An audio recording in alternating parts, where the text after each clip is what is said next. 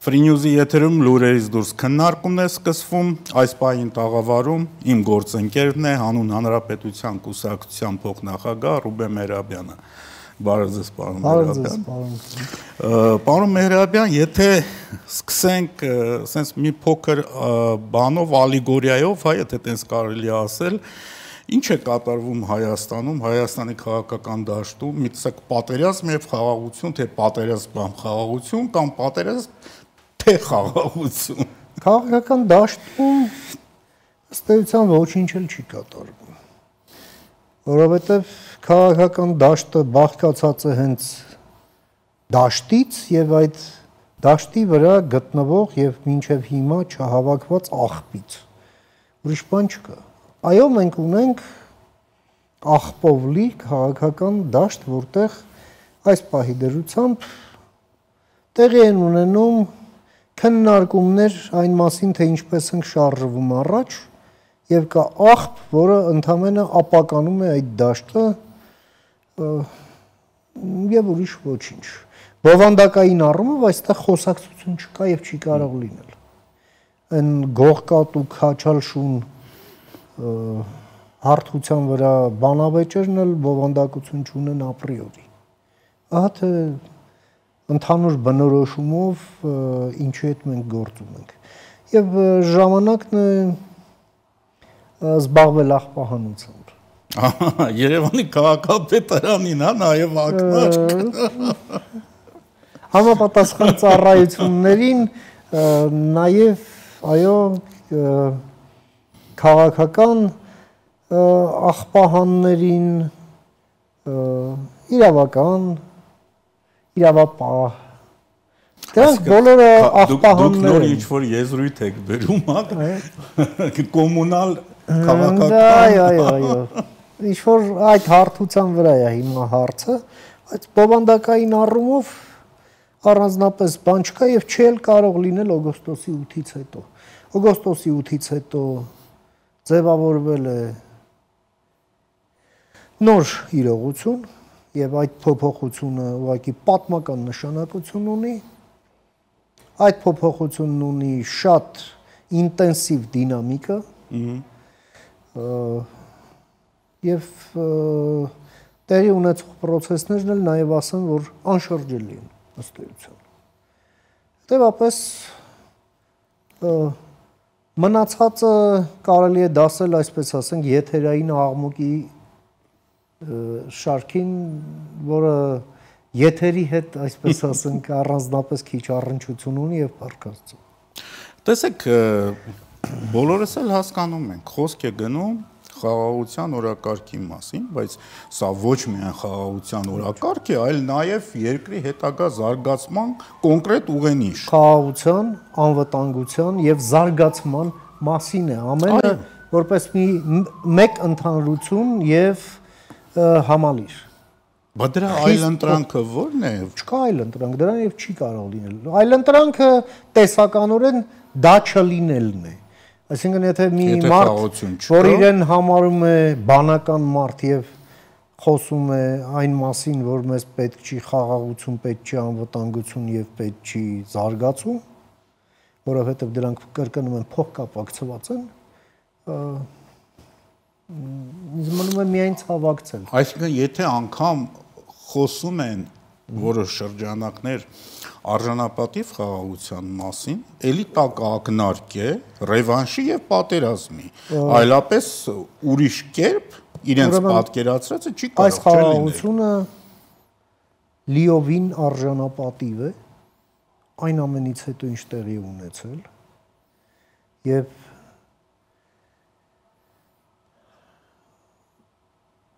սա փորձել դնել հակադրության մեջ ինչ-որ հիպոթետիկ արժանապատիվ խաղաղության հետ, դա մանիպուլատիվ եւ բավականին պարզունակ մի հնարք է այս օրակարգից շեղելու համար։ Ընդ որում ես կասկած չունեմ, որ նման նկարտումներ ունեն սուբյեկտներ, որոնք գտնվում են Հայաստանի տարածքից դուրս, որովհետև նույնիսկ եթե ինչ-ինչ հարցերում դու կարող ես համաձայն չլինել պայմանավորվածությունների այս կամ այն կետի հետ, կամ մտածես, որ այն կարող է ավելի լավը լինել, իհարկե, բայց սկզբունքորեն հնարավոր չէ սրան դեմ լինել, եթե դու ապրում ես այստեղ։ Ինչի մասին կարող էին խոսել Քոչարյանն ու Կիրիենկոն Մոսկվայում։ Բայց ինչ տարբերություն ինչի մասին են խոսում։ Կիրիենկոն մի քրքրված, տապալված Մոլդովայում։ Հա, էլի այն մռութը սեղանի վրա տենց մի քանի անգամ տարած բերած ինչ որ մի ողորմելի մի թերմաշ է Մոլդովայից հետո, լուզեր էլի տարբերություն։ Ինչքան էլ փորձի կոզակի վրա բարթել, չէ՞ իր անհաջողությունները։ Կոզակ չկար, ինքն էր պատասխանում։ Այո։ Կոզակ մի քանի ամիս արդեն գոնե այս ընտրությունների պատասխանատուն կարգված էր ինքը, հա։ Եվ այստեղ այսինքն ինչ ռուսական ռուբլին չաշխատեց Մոլդովայում։ Ռուսական ոչինչը չաշխատեց։ Եվ այդպես էլ պետք է լիներ։ Ուղղակի ամբողջ խնդիրներն էր, թե դա ինչ էր նստելու Մոլդովայի վրա։ Որովհետև ռուսները սովորաբար այնտեղից որտեղից գնում են, մի հատ էլ այդ լքվող տեղը, մի հատ էլ նռնակ են գցում, նոր են հեռանում, էլի։ Ռուսները ոչ բարեկամությունն են ներում, ոչ թշնամությունն է, այսպես ասեմ։ Շատ դաժան էր, բայց իրականությանը շատ մոտիկ։ Եվ Մոլդովայի հետ այնպես ինչպես վարվում էր Մոսկվան, դա մեկնարկեց թե Գորբաչովի ժամանակ, հա, այս կոնֆլիկտի սաղմերը Գագաուզների ու Մերզդնեստրի թեմաները։ Այսպես կոչված դեմոկրատ Ելցինը ըստ էության իր մոլդովացի դեմոկրատ դաշնակիցներին դավաճանեց։ Պրիտոմ եմ ասում հենց հատուկ այն Մոլդովայի ղեկավարը, որ միակն էր, որ ԳԿՉՊ-ի ժամանակ պաշտպանեց Ելցինին։ Այո, բայց նա գերադասեց ոչ թե մոլդովացի դեմոկրատների հետ իր բարեկամությունը, այլ գերադասեց այդ կոմունիստ, կոնտրաբանդիստ, գրպանահատ մի խաժամուժ, որի այսպես հետագիծը գալիս հասնում է դեռ մինչև հիմա եւ այդ ամենի վերջն եկել է այլևս, որովհետեւ մանավանդ 22 թվականի այդ պատերազմի մեկնարկով ըստ էության Մոլդովան մեկուսացավ Ռուսաստանից ռուսական շոշափուկների համար զուտ աշխարհագրորեն պարտադրված ռուսները իրենք դրեցին իրենց առաջ մի խնդիր, որը ժամանակը ցույց տվեց, որ անիրական է եւ դրանով իսկ վատթարացրեցին իրենց դիրքերը Մոլդովայում ըստ էության դատապարտելով վերջնական ձախողման։ Պետք է ասել, որ Մոլդովայում Ռուսաստանը փորձում էր իր իմիջը փրկել։ Ռուսաստանի համար միևնույնն էր, թե դոդոն կլինի, թե ով կլինի։ Հաղթողի անուն ազգանունն ինչ կլինի։ Ռուսաստանին պետք էր Մոլդովան լինի դիսֆունկցիոնալ, աշխարհի համար անհեռանկարային անհետաքրքիր մի կազմավորում, թույլ չկայացած, կախված միայն իրենից։ Եվ այդ խնդիրը նա չկարողացավ լուծել։ Այլ է պարագան Հայաստանի։ Հայաստանում Ռուսաստանի խաղադրույքներն ավելի բարձր են, մենք հիմքեր ունենք դա պնդելու, որովհետև մտածելու բան ունենք։ Այո, որովհետև Հայաստանում միայն իմիջը չէ։ Հայաստանը վերածվել է Ռուսաստանը շրջանցելու համար Միացյալ Նահանգների կողմից ձևավորվող միջին միջանցքի առանցքային հատված, ինչը Միացյալ Նահանգներից պահանջել է անմիջական, այսպես ասենք, մասնակցություն այս պրոցեսների վերջնականացմանը եւ Ռուսաստանը խնդիր ունի Հայաստանում այդ մեգա պրոյեկտը տապալել, հենց Հայաստանում տապալել, դրանով իսկ խզելով այդ ամբողջականությունը, հա։ Նաև իր պարտությունների շարքը։ Նաև այո, ինչ որ առումով ժամանակի անիվը հետ պատտել, բայց այստեղ բավականին թեժ պայքար է լինելու, ընդ որում դա լինելու է մարդ առանց կանոնների, եւ պետք չի, որ մենք մեզ մխիթարենք ինչ-ինչ իլյուզիաներով, թե մենք պետք է շախմատ խաղանք, երբ դիմացինը, ասենք, կիրառում է մարդ առանց կանոնների։ Տեսեք, սպիտակ ձեռնոցներով չի լինի։ Մենք պետք է պատրաստ լինենք, այո, մենք պատրաստ պետք է լինենք շախմատ խաղալու, բայց պատրաստ պետք է լինենք, որ մեր դիմացի նստած շախմատիստը կարող է մեզ, ասենք, քացով խփել։ Եվ մենք պատրաստ պետք է լինենք նրան, որ մենք պետք է տախտակը այդ դեպքում ջարդենք իր գլխին, տեղում հենց։ Նա պետք է իմանա, որ մենք տախտակը կջարդենք իր գլխին, եւ իրեն պետք է խելոք պահի։ Ես Բայց մյուս կողմից էլ Հայաստանին անհրաժեշտ է այդ տախտակը գլխին ջարդելու կարողություն, որը կարծում եմ մի քանի պարամետրերով Հայաստանը չունի, բայց պետք է ձեռք բերի, որովհետև Հայաստանը դրա համար ունի բոլոր հիմքերը, նախադրյալները, կարողությունները, բայց վարակված է այն իլյուզիայով, որ դա մեզ չի սազում, մենք այսպես շախմատ, միայն շախմատ շուռա։ Հին մշակութային ազգ։ Այո, հին մշակութային ազգ ենք, դա չի կարելի եւ այլ, բայց դա մեզ չի ապահովագրելու անհրաժեշտությունից X պահի այդ տախտակը ջարդել, այո, այդ ռուսական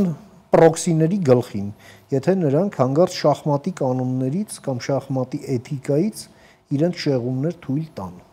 Վրացիները ոչ պակաս հին մշակութային ազգ էին, բայց նորից շախմատ խաղացին մատնոց պտտացնողների դեմ։ Եվ ստացան են ինչ որ կա հիմա։ Ստացան են ինչ որ կա հիմա եւ Վրաստանում բավականին ծանր ֆրուստրացիա է եւ այսպես ասենք, այս պահի դրությամբ շախմատային ելք չի երևում, այնտեղ այլ ելքեր են իրատեսական, այսպես ասենք, եթե խոսքը վերաբերվում է իրավիճակ փոխելուն։ Շախմատային ելքերի դռները այնտեղ ցավոք սրտի այլևս փակ են։ Շատ լավ, եւ կրկին վերադառնանք հայ-ադրբեջանական հարաբերություններին։ Կոպենհագենում հանդիպումը երկու երկրների ղեկավարների Հայաստանի եւ Ադրբեջանի կրկին ինչ որ առումով ապացուցեցին, որ գործընթացը շատ լավ, շատ չասեմ, բայց նորմալ վիճակում է։ Գործընթացը կա, գնում է, բայց եկեք մի քանի բան այնուամենայնիվ ֆիքսենք։ Այո, մենք Ադրբեջանի հետ պայմանավորվել ենք խաղաղության մասին, պայմանավորվել ենք հանդիսավոր կերպով, եւ երբ խոսում ենք գործընթացի մասին, խոսում ենք հենց այս գործընթացի մասին։ Բայց մենք չենք պայմանավորվել Ադրբեջանի հետ եւ չենք էլ կարող պայմանավորվել Ադրբեջանի հետ այն հարցով, որ Ադրբեջանն այլևս ավտորիտար ռեժիմ չէ։ Ինչ է նշանակում ավտորիտար ռեժիմ։ Դա նշանակում է մի ռեժիմ, որի համար մանավանդ իր հարևանների մոտ դեմոկրատիան մարտահրավեր է, վտանգ է այդ ռեժիմի համար, վատ օրինակ է շարքային ադրբեջանցու համար, վատ օրինակ է ադրբեջանական օպոզիցիայի համար, վատ օրինակ է ռեժիմի տեսակետից, այո, վատ եւ վտանգավոր օրինակ է, հետեւապես հաշվի առնելով նաև այն, որ ժամանակակից աշխարհում հիբրիդային պատերազմ վարելու անհրաժեշտություն ունեն միայն եւ բացառապես ավտորիտար ռեժիմները, մենք պետք է հաշվի առնենք, որ այո, մեր ժողովրդավարությունը աչքի փուշն է լինելու Ալիևի համար։ Այո, մենք խոսում ենք իրար գործերի մեջ չմիջամտելու մասին, այո, այդտեղ մենք պայմանավորվում ենք, բայց երբ Հայաստանի վարչապետը ինչ որ մի օր առավոտյան, ասենք, իր կնոջ հետ գնում է մի սրճարան եւ սուրճ է խմում եւ դրա հետ կապված նկարում, ասենք, մի 30 վայրկյանանոց տեսանյութ, դա ռումբ է Ադրբեջանի համար։ Մենք տեսել ենք Ալիևի այցելությունը տարբեր վայրեր։ Որովհետեւ Ալիևը երբ այցելում է X տեղ, առավոտվանից այդ փողոցը փակվում է, կազմալուծվում է ամեն ինչ այդտեղ, խանութները չեն բացվում, բնակիչները պատուհանից դուրս չեն նայում, սնայպերները տանիքներին, հետիոտներին թույլ չեն տալիս այնտեղ գնալ գալ, էլ չեմ ասում ահագին անհամություններ են լինում արանքում, երբ մեկը, ասենք, բանից անտեղյակ, մեկ էլ կգա, վզից կբռնեն, մի հատ էլ ապտակ կտան ու կասեն կորի գնա եւ այլն։ Այսինքն Ալիևի գալը X տեղ դա լարվածություն է առաջացնում, ասենք, այդ շրջանում, հա, այդ հատվածում։ Նաև հարակից շրջաններ։ Դե հարակիցն էլ իր հերթին։ Մինչդեռ էլ եմ ասում, երբ նրանք տեսնում են, որ, ասենք, Հայաստանի վարչապետը նստած սուրճ է խմում, ինչ-որ անցորդներ են գնում գալիս կողքը, մեկ էլ մեկը ճանապարհը փոխում, գալիս բարևում, գնում շարունակում է իր ճանապարհը, չգիտեմ, սելֆի եւ այլ, դա նախ, ասենք, Facebook-ի ադրբեջանական սեգմենտում մի աժիոտաժ է առաջացնում, ադրբեջանցին ոնց sense կարելի է, բա մեր մոտ ինչի չի, sense չի, բա մեր հաղթող է ներկա։ Եթե չեն արտահայտվում անգամ մտածում են։ Չէ, գրում են։ Հա։ Արտահայտվում են։ Բա մեր այն երկաթե բռունցքով նախագահն էլ ախր ինչ նախանգարում նույն բանը եւ այլ պետք է անել։ Դե պատկերացրեք, իսկ ինչա առաջանում կաբինետներում։ Սա ամենը այո լարվածություն է ստեղծում, չնայած մենք ոչ ներքին գործերի մեջ ենք միջամտել եւ մենք մեր գոյությամբ ընկալում ենք եւ ընկալվելու ենք որպես սպառնալիք ցանկացած ավտորիտար ռեժիմի համար, որը գտնվում է մեր կողքը։ Եվ այո, սա պրոբլեմ է։ Այս հարցով մենք չենք պայմանավորվել եւ չենք էլ կարող պայմանավորվել, բայց սա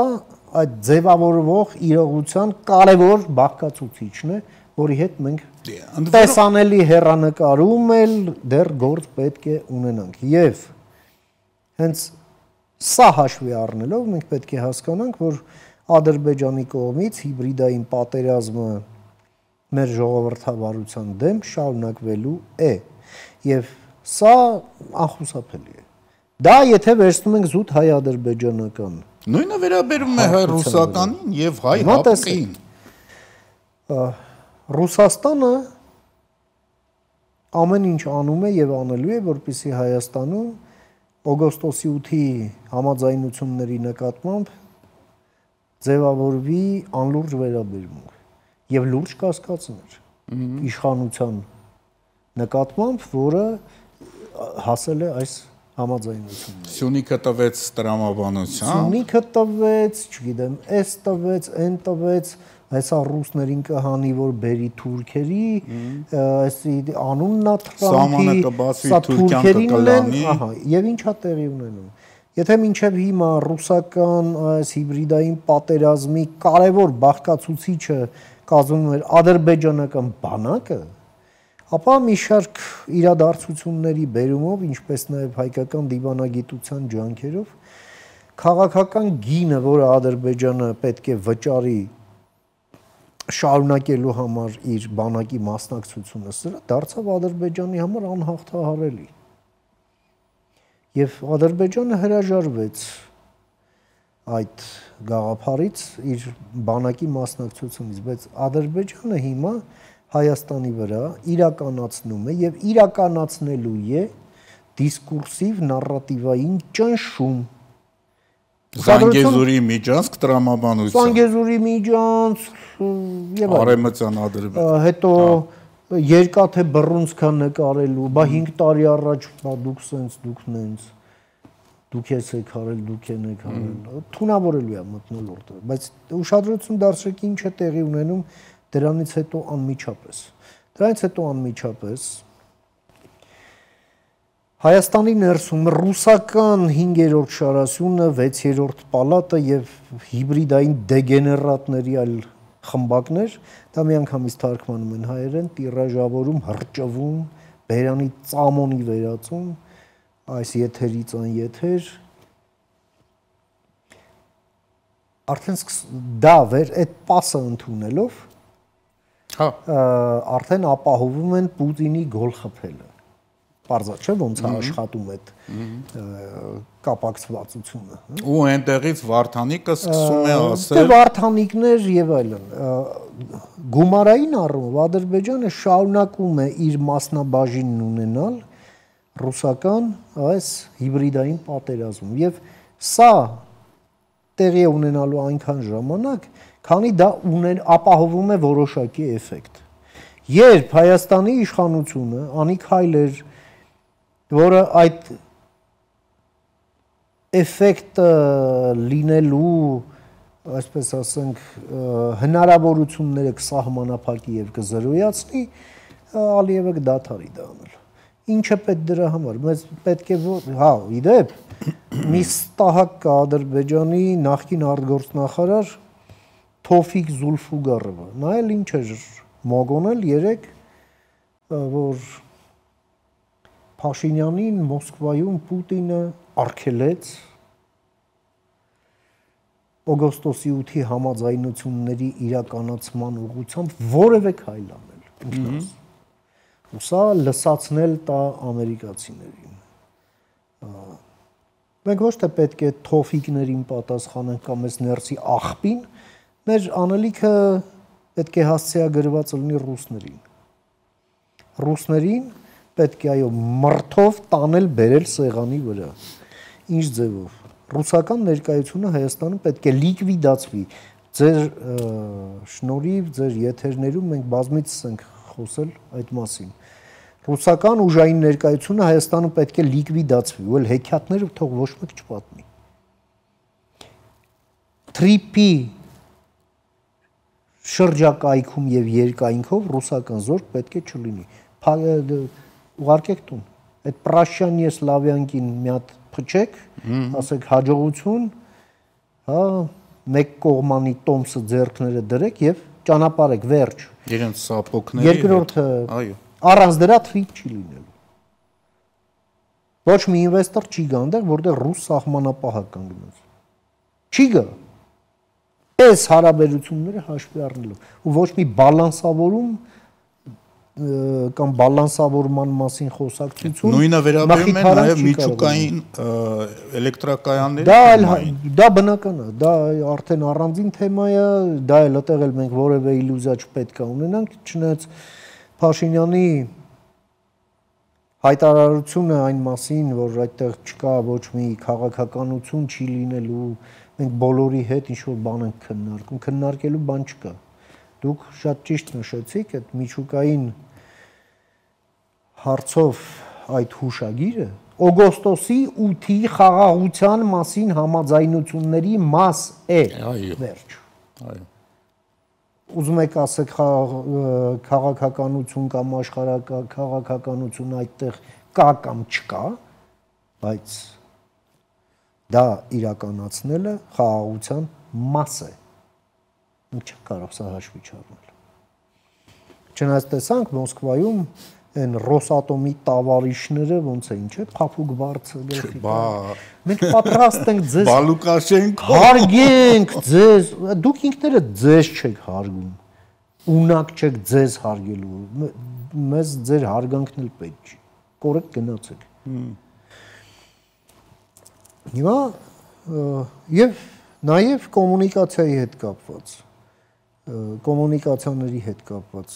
քանի Հայաստանում կա ՌԺԴ, մենք խաղաղության խաչմերուկ չենք ունենա։ Եկեք մենք ինքներս Եվ երկաթուղի կառուցելու դեպքում պետք է մենք կառուցենք, ոչ ռուսները։ Երկաթուղի կառուցողն էլ իմանա իսկ դուք ունեք երկաթուղի, այո, ով է ինչա, հա RЖD-ն է, այդտեղ ու մենք գանք տեղ երկաթուղի կառուցում, կներեք։ Չի լինելու սա։ Եվ տեխնոլոգիական համագործակցություն, այո, գալու է մի X պահ, երբ ամերիկացիների համար առաջ գնալու համար անհրաժեշտ է լինելու հայկական երաշխիքներ, որ Ռուսաստանը հասանելիություն չի ունենա այդ տեխնոլոգիական այո ուրեմն այդ տեխնոլոգիաներին, հա, որը ասենք ամերիկան կիսվում է մեզ հետ։ Այստեղ ի հայտ է գալու հետևյալ հարցը, մենք միայն մեր ռեսուրսներով, մեր ինստիտուցիաներով ունակ ենք դրա անվտանգությունը ապահովենք։ Կարող է հարց առաջանա, որ այնուամենայնիվ մեր ունակությունների ընդլայնման խնդիր կառաջանա եւ օգնության կարիք։ Ի հայտ է գալիս նաեւ առաջնահերթություն Միացյալ Նահանգների հետ համագործակցությունը անվտանգության ոլորտում։ Բայց ցանկացած արդեն քայլ դրանից հետո հնարավոր է դառնալու ռուսական ներկայությունը ֆիզիկական ու մեր երկրից դուրս բերելու։ Ուժային ներկայությունը, այսպես կոչված բիզնեսների, հա, որ մոնոպոլ դիրքեր են զբաղացնում Հայաստանում, մեկը կոնցեսիոն կառավարիչ է, մյուսը սեփականատեր է, Գազպրոմը եւ այլն։ Այդ ամենը պետք է մաքրվի այստեղից։ Վաղ թե ուշ այդ հարցը մեր առաջ դնում են, եթե Թուրքիայի առաջ հարց են դնում, որ չպետք է Ռուսաստանից գազ ու նավթ առնես։ Մենք կողքն ենք։ Թուրքիայի առաջ նաև հարց դրեցին, որ մենք կողքն ենք։ Ռուսական հոբ չպիտի առնես, եւ այսօր ինքը հրաժարվեց այդ հոբից։ Դա արդեն իր հերթին։ Վաղը մյուս օրը էլ եմ ասելու, արդեն այդ հարցերը մեզ հրապարակային չէ, բայց մեր ականջին կասեն։ Եթե լավ չլսենք, սկսեն հրապարակային էլ ասել ու շատ վատ կլինի։ Մենք այդ բաները պետք է հաշվի առնենք։ Հաշվի առնելով նաև այն իրավիճակը, որը ձևավորվում է ռուս-ուկրաինական պատերազմի ռազմաճակատներում։ Հստակորեն ի վնաս Ռուսաստանի։ Ռուսաստանը քանվում է, Ռուսաստանը, որ ասում էին բենզալցակայան, հիմա բենզին չունի, Չինաստանից բենզին է բերում։ Հարավային Կորեա եւ Չինաստան, հա։ Դե Հարավային Կորեան հարցը բենզին կտա թե չէ, եթե մանավանդ որ դե բանակը գնով կտա։ Դե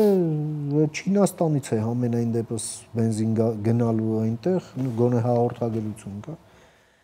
Այստեղ այլևս չի ուղարկվելու, որովհետև իրեն չի հերիքում, այնպես ինչպես զենք էլ չկա, որովհետև իրեն չի հերիքում։ Այստեղ այո, ռուսական սահմանապահներ, ռուսական 102-րդ բազան պետք է հանվի Հայաստանից։ Իսկ որ հակառակն է պնդում, հա, կամ գործունեություն տանում դրա դեմ, դա ուղղակի մենք պետք է հասկանանք, որ նա գործում է ուղղակի Հայաստանի ինքնիշխանության, անկախության։ Եվ ի վերջո պետք է մեր մոտ օգտագործել ռուսների սիրած ինոագենտ եզրույթը, այս կարգի մարդկանց դեմ։ Ինոագենտի կարիք չկա, կա քրեական օրենսգիրք, ըստ որի հրապարակային հայտարարությունները Հայաստանի անկախության եւ ինքնիշխանության դեմ պատիժ է հասնում, հրապարակային կոչում։ Գնացեք ձեր կողմից հաստատված քրեական օրենսգրքի հետևից, դատախազություն ինչ է մորը։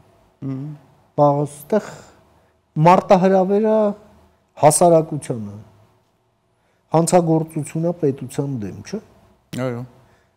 Բա պետության շահերը ով է ապահովում։